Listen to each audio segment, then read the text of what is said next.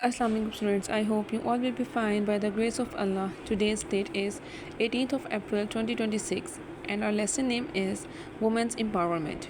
And our today's SLO is Recognize and Demonstrate Function and Use of would, need, could, might, shall, must, ought and dare in affirmative, negative and interrogative sentences.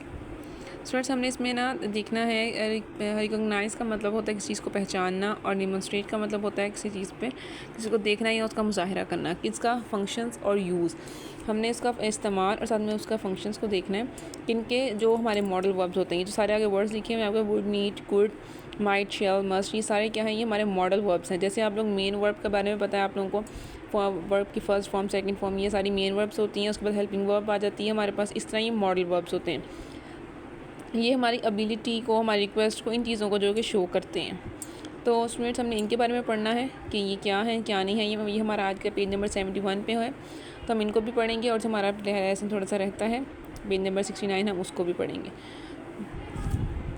Students हमारा आज का जो page number 69 पे है पहला जो चीज़ है हमारी वो है इंट्रोगेटिव प्रोनाउन। स्टूडेंट्स ये साइड पे देखें डेफिनेशन लिखी हुई है an interrogative pronoun is to ask question मतलब ये इसलिए यूज़ किए जाते हैं ताकि हम इसे सवाल कर सकें जैसे कि इसमें उन्होंने बताया वर्ड वाई हु वूम ये सारे क्या है हमारे क्वेश्चन वर्ड्स हैं डब्ल्यू फैमिली भी हम इन्हें कहते हैं। अब ये जो वर्ड्स हैं इनका मीनिंग क्या है हमने ये बताया मतलब कहाँ किस कब यूज़ होंगे ये जैसे कि उन्होंने लिखा हुआ word use to ask question about people और ऑब्जेक्ट ये हम तब यूज़ करते हैं जब हमने सवाल करना हो किसी इंसान के बारे में या किसी चीज़ के बारे में। उसको बताया है विच का मतलब होता है कौन सी। ठीक है ये हमने use to ask question about ये भी सेम है मतलब किसी चीज़ के बारे में या फिर किसी इंसान के बारे में हमने पूछ रहा हूँ कि किस इंसान ने किया है या किस चीज़ ने मतलब किस चीज़ के बारे में बात हो रही किस मतलब मेन वर्ड इसका किस होता है। आगे हु मीन कौन use to ask question about people ये सिर्फ इंसान के लिए यूज़ होगा पीपल के लिए। आगे नेक्स्ट है whom use to ask question about people ये भी पीपल के लिए ही इस्तेमाल होगा क्योंकि वूम जो सा है हम लोग हु को रिप्लेस करने के लिए बाय वूम लगाते हैं। ठीक है मतलब वूम का वर्ड हम लोग हु को रिप्लेस करें इसका मतलब यही होता है कौन और इसको हम पीपल के लिए ही यूज़ करते हैं। इसके बाद है हमारा word whose use to ask question about people और ऑब्जेक्ट ये भी सेम कि हम लोग इंसानों और चीज़ों के बारे में ही पूछने के लिए सवाल यूज़ करते हैं ऑलवेज रिलेटेड टू पोसेशन लेकिन ये क्या है पोसेशन से रिलेटेड होता है मतलब इसमें हमने किसी चीज़ की मलकियत के बारे में किसी इंसान या किसी चीज़ की उससे जुड़ी किसी चीज़ के बारे में हमें बताना होता है। अब आपके पास है पार्ट 1 जिसके अंदर उन्होंने कहा है read the following sentences and notice the use of interrogative pronoun इसमें हमने इनको पढ़ना है और साथ में नोटिस करना है कि किस किस तरह उन्हें इंट्रोगेटिव प्रोनाउन को यूज़ किया हुआ है। जैसे कि सबसे पहले आता है what do you want for dinner आप डिनर के लिए क्या पसंद करेंगे मतलब ये एक इंसान से ही सवाल किया गया है कि व्हाट मीन क्या। ठीक है आप क्या पसंद करेंगे डिनर के लिए या रात के खाने के लिए। Which colour do you prefer आप कौन सा कलर प्रेफर करेंगे। ठीक है कौन सा या किस ये हम दोनों यूज़ कर सकते हैं। अब ये भी उसने क्या है किसी ऑब्जेक्ट के लिए यूज़ किया है कलर के लिए। Who was driving the car गाड़ी कौन चला रहा है। अब ये कौन कहा गया मतलब इंसान के बारे में ही बात हुई। इस तरह से हु और वूम दोनों किस लिए था पीपल के लिए इंसान के लिए किसी लोग के लिए। इस तरह ही वूम डिड यू स्पीक टू। इसी तरह हमारे आगे थे वूज स्वेटर इज़ दिस ये किसका स्वेटर है। ठीक है उसके बाद स्टूडेंट्स आप लोगों का जो पार्ट है सेकंड वाला इसके अंदर है read the sentences and right question for them. आपने सेंटेंस को पहले रीड करना है फिर उससे ही रिलेटेड आपने उसको इंट्रोगेटिव में फिर कन्वर्ट करना है मतलब एक क्वेश्चन वाली चीज़ आपने बना लेनी है क्वेश्चन वाला सेंटेंस आपने बना के लिखना है। जैसे स्टूडेंट्स आपको मैं एक एग्जाम्पल दे देती हूँ the that car belongs to me ये कार मुझसे ताल्लुक़ रखती है। इसका अब हम जो क्वेश्चन बनाएंगे वो इस तरह बनाएंगे to whom that car belongs ये कौन इस कार से ताल्लुक़ रखता है। टू वोम मीन कौन इस कार से ताल्लुक़ या इस गाड़ी से ताल्लुक़ रखता है। इस पार्ट को आप लोगों ने खुद अपनी जो आप लोगों की टेक्स्ट बुक है बुक के ऊपर इसे सॉल्व करके आप लोगों ने अपना होमवर्क जो है वो सेंड करना है।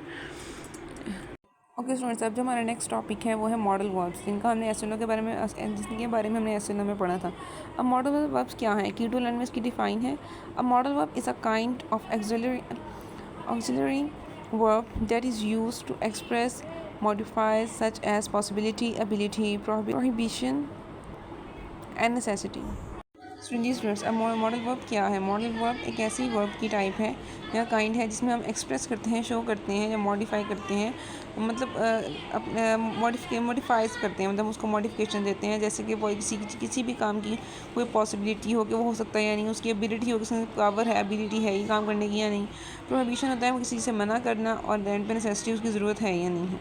अब हम चलते हैं इनके एग्जाम्पल्स की तरफ। उस एक्सप्रेसिंग मतलब क्या वो एक्सप्रेस करते हैं, उसके साथ एग्जाम्पल सेंटेंस बना के। जैसे कि पहला हमारा वर्ड है मस्ट। मस्ट का मतलब होता है स्ट्रॉन्ग ऑब्लिगेशन।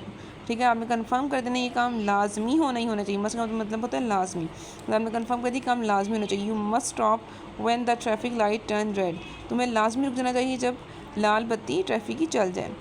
उसके बाद है नेक्स्ट आपका लॉजिकल कंक्लूजन, मतलब कोई लॉजिकल बात हो, एम सी ना हो कि हम कहेंगे ये लाजमी है जो भी हम बात करें। ही मस्ट बी वेरी टाइट, वो लाजमी बहुत ज़्यादा थका हुआ होगा, थका होगा।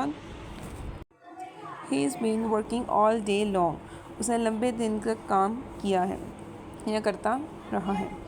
उसके बाद आ जाता है आप लोगों का मस्ट नॉट, मतलब लाजमी नहीं। प्रोहिबिशन मतलब जिससे आप लोगों को मना किया जाए, इनकार किया जाए या आप लोगों को रोका जाए कि काम नहीं करना। You must not shout in the class room, आपको क्लासरूम में चीखना नहीं चाहिए, मतलब हमने कंफर्म कर दिया कि ये काम नहीं करना है। इसके बाद आता है हम लोग का नेक्स्ट कैन। कैन हमारी पावर को, हमारी एबिलिटी को शो करता है कि हम ये काम कर सकते हैं या नहीं। जैसे कि उन्होंने बोला एबिलिटी, आई कैन स्विम, मैं तैरता हूँ, या मतलब तैरता हूँ। ठीक है, मतलब मेरी एबिलिटी को शो करेगा कि मैं ये काम कर सकता हूँ या नहीं। उसके बाद है परमिशन, इजाज़त के लिए। Can I use your phone please, क्या मैं आपका मोबाइल इस्तेमाल कर सकता हूँ मेहरबानी से। उसके बाद आता है पॉसिबिलिटी। पॉसिबिलिटी मतलब ये काम कितना मुमकिन है कि हो सकता है या नहीं। Driving fast, I can cause accident, जो सा है ड्राइविंग तेज़ रफ्तार से गाड़ी चलाना वजह बनता है एक्सीडेंट का। उसके बाद आता है आप लोगों का कुड भी एबिलिटी शो करता है। कैन को रिप्लेस, मतलब कैन और कुड सेम मीनिंग्स के साथ है। ये भी एबिलिटी को शो करता है, लेकिन ये पास्ट में एबिलिटी को शो करता है, गुजरे हुए वक्त में। उसके बाद आता है पोलाइट परमिशन भी एक हो सकती है ये, और साथ में पॉसिबिलिटी वही सेम। जैसे कि हम पहला आप देखें एबिलिटी को देखें, when I was younger I could run fast, जब मैं यंगर था तो मैं तेज़ भाग सकता था। उसके बाद नेक्स्ट आ जाता है polite permission. Excuse me, could I just say something, माफ़ करना क्या मैं कुछ कह सकता हूँ। उसके बाद आता है पॉसिबिलिटी, वो है उसका सेंटेंस में था I would rain, it would rain tomorrow, मतलब शायद कल बारिश हो, या मतलब कुड हो सकता है बारिश कल हो।